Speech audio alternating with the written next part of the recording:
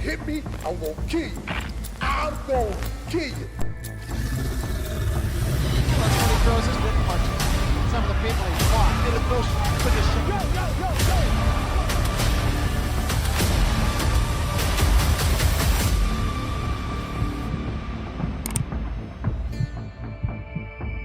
Mike Tyson, traditionally, no robe, no socks. He says it makes him feel like a warrior, makes him feel like a gladiator.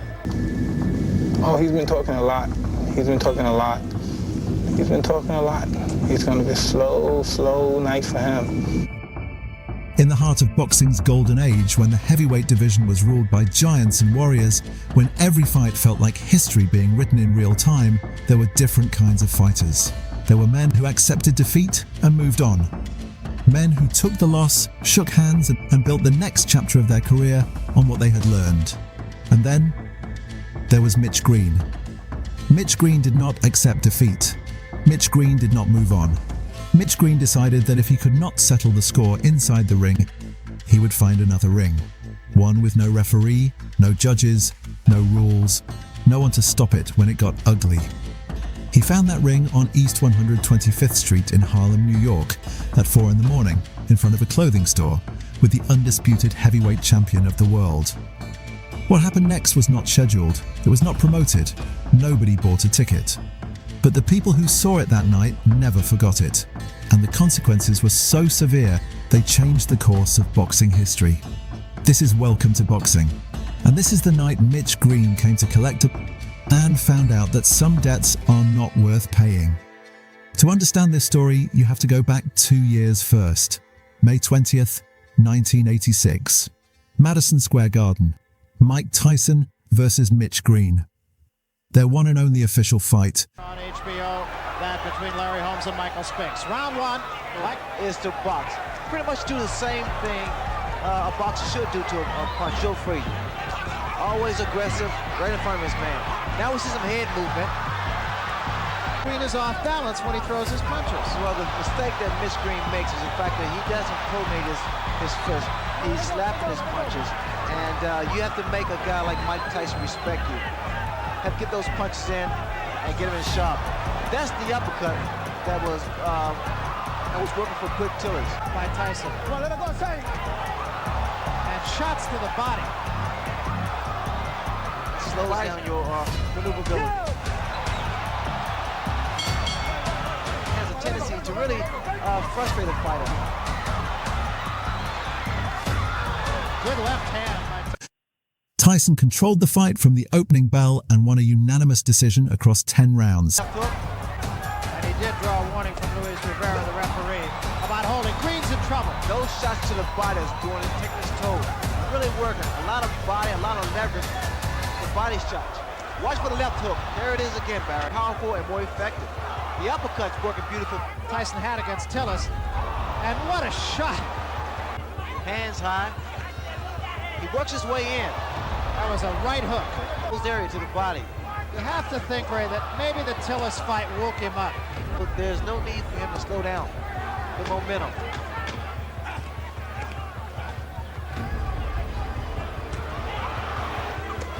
Good left hook, solid left hook. Left hand, something that he did not do against Quick Tillis. Yo, yo, yo, yo. Come on, come on, come on. Come on, man. Come on, come on. To hold it, and Mitch Green indicated that he was boxing. Another big left hook. Concerned about going the distance, going 10 rounds. In fact, we talked to him about that. He's talking, Tyson's talking to Mitch now, slip punches. Big right can be learned in talking to some of the people he fought. Look at here, look at here. Just laughing at him.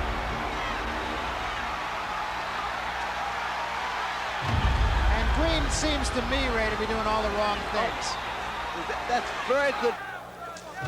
Another big left hook. He did pace himself, and what a right hand. There is such frustration. Yo! Come on, come on, come on, come on. I mean, Tyson, there, good uppercut. He has to take a stand eventually. Another couple body shots for Tyson. And now we see Mitch Green. He landed with a good uppercut there. Green just trying to tie Tyson up, and a couple of good shots by Mitch Green. his best rally of the fight right here. Look here. No. He's caught Tyson 4 or 5 times, and Tyson for the first time seems a little bit puzzled. Well, he's smiling. Tyson is smiling, but see, Green has those fast hands. Good body shot by Mitch Green. Now we're seeing a different Mitch Green. There was his right hand. This man will probably, he's holding behind the head, which he allows those shots like that to land. Here again. Oh, what a left hand. What's going to happen? Another day in the classroom. Big left hand to end things.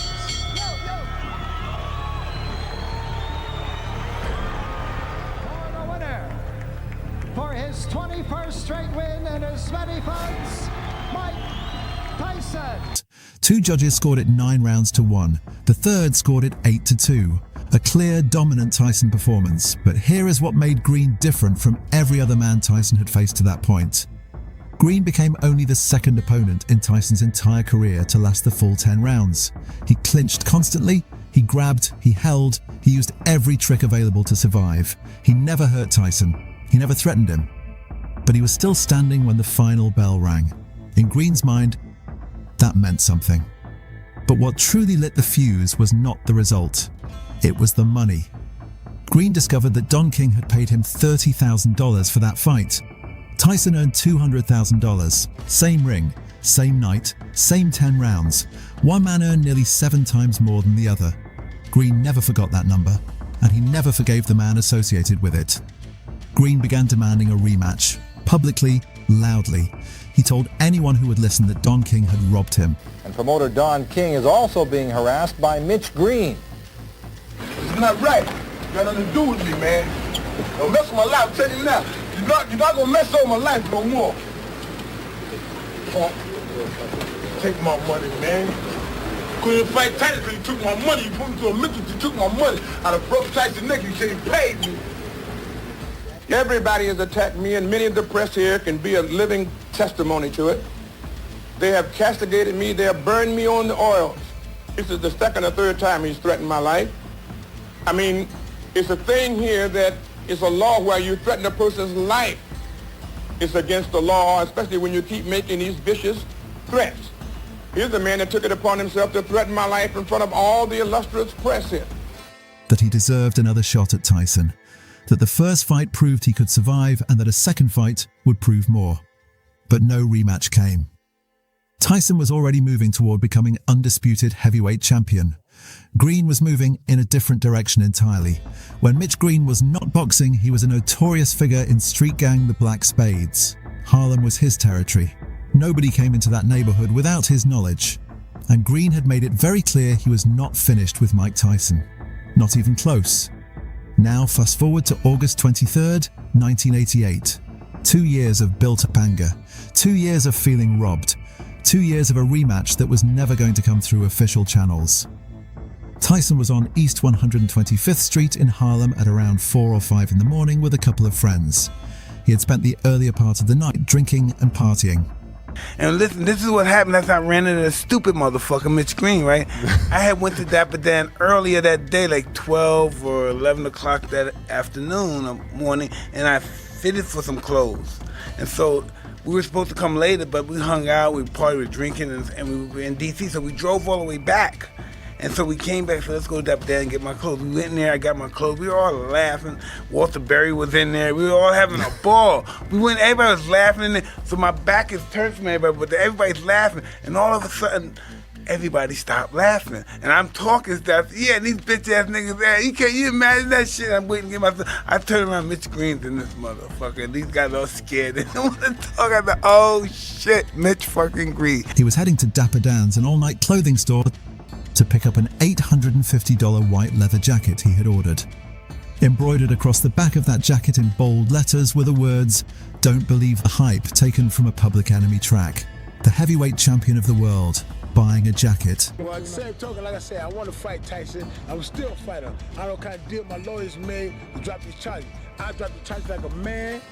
said Tyson not reneging on me. Now I'm a lawyer. All of a sudden act like everything's all right. And it's not supposed to be like that. Tyson said he's gonna fight me. I want to fight Tyson. Now I'm not gonna walk away with just scars on my head. All of a sudden I get scars on my head and nothing ever happened. Tyson said he's gonna give me a fight. I want Mike Tyson. At 4 a.m. in Harlem, Green learned that Tyson was in his territory, and he went straight to the store.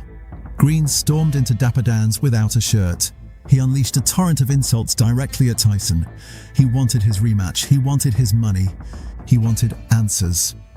And he was not going to leave without them. Tyson recalled the moment himself in his one-man Broadway show, Undisputed Truth. He said he turned around and the entire room had gone silent.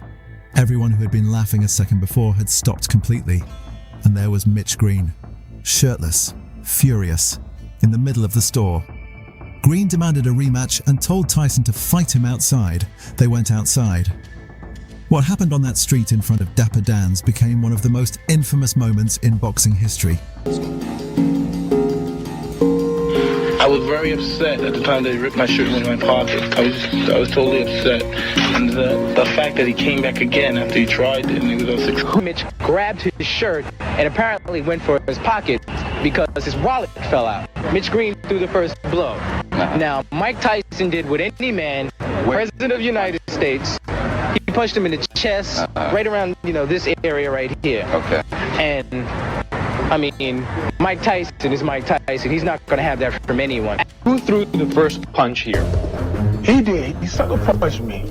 And Mike said, look, do not play me close. In other words, back off. Don't get that close to me.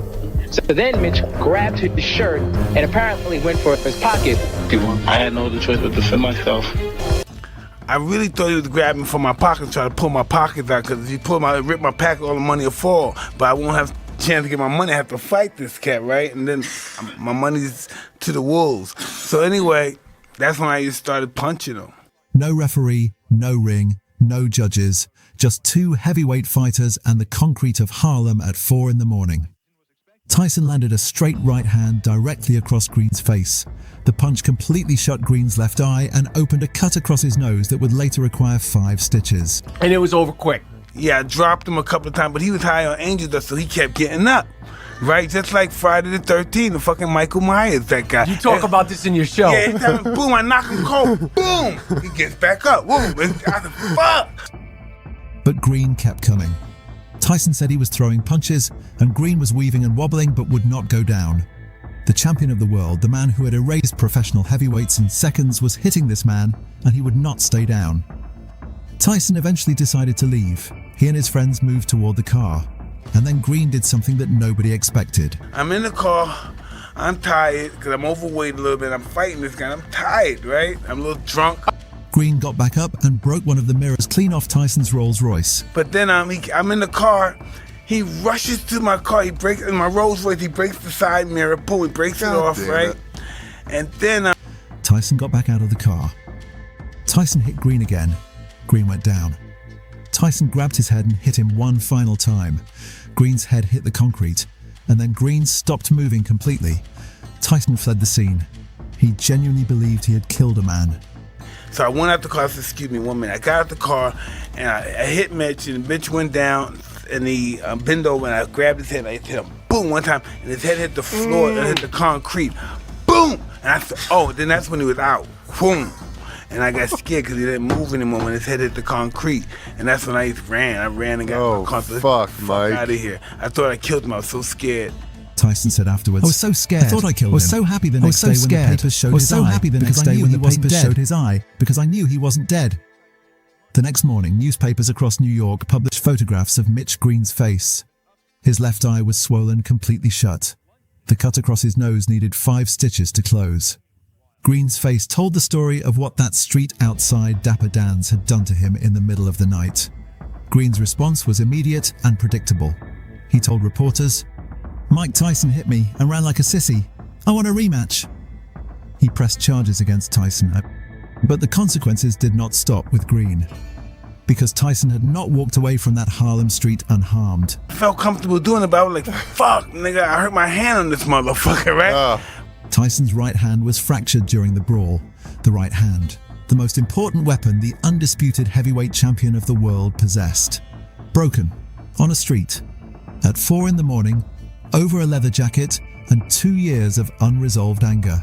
The fracture postponed Tyson's scheduled title defense against Britain's Frank Bruno. The fight had originally been planned for Wembley Stadium in London. Donald Trump, who was then serving as an advisor to Tyson, renegotiated the entire event. The fight was moved away from London to Las Vegas. 1 street fight, 1 broken hand, and the course of a world heavyweight title defense had been completely rerouted. Green never got the official rematch he demanded. He climbed as high as 7th in the World Boxing Council rankings, but never received a world heavyweight title fight. The man who had lasted 10 rounds with Tyson, who had stormed a clothing store at 4 in the morning, demanding justice, who had broken a Rolls-Royce mirror to restart a fight he was already losing, never got to stand in the ring with Tyson again under official circumstances. Mitch Green fought professionally until he was 48 years old. He finished with a record of 19 wins, 6 losses, and 1 draw. He spent decades giving interviews about that night in Harlem, about the money Don King took, about the rematch that never came. In one interview, Green was asked about Tyson breaking his own hand during their street fight. Green smiled and said, "He hit me with his bare hand and broke it, so he turned Iron Mike into Cotton Mike." Point blank. Michelle Tyson, he's a homo, he's still a homo. His wife a homo, and I'm gonna knock him out. I don't care what nobody say. If I want to threaten him, he would fight me. Now why I'm gonna go to Nazi to make Michelle Tyson fight me right about now, I don't understand. Homo. That is the Mitch Green story, a man who felt robbed by the system, who spent 2 years building a rage he could not release in any official capacity, who finally chose a clothing store in Harlem at 4 in the morning as the place to settle a score that boxing would never settle for him. He got his rematch. It lasted less than 10 minutes on a street with no judges and no bell, and it cost both men more than any official fight ever had. Green came to collect. He found out the debt was real, but the price of collecting it was higher than either man had expected to pay. Now I want to hear from you. If Don King had paid Mitch Green fairly after that 1986 fight, does this street ever happen? Or was this always going to end up on a Harlem pavement no matter what? Drop your answer in the comments right now. I read every single one. If this story gave you something most channels will never tell you, we need your support. Welcome to Boxing is built on verified facts, real stories, and the moments other channels are afraid to touch. Hit subscribe. It costs nothing and means everything. Like this video. Share it with a real boxing fan. Turn on notifications. End screen is live right now.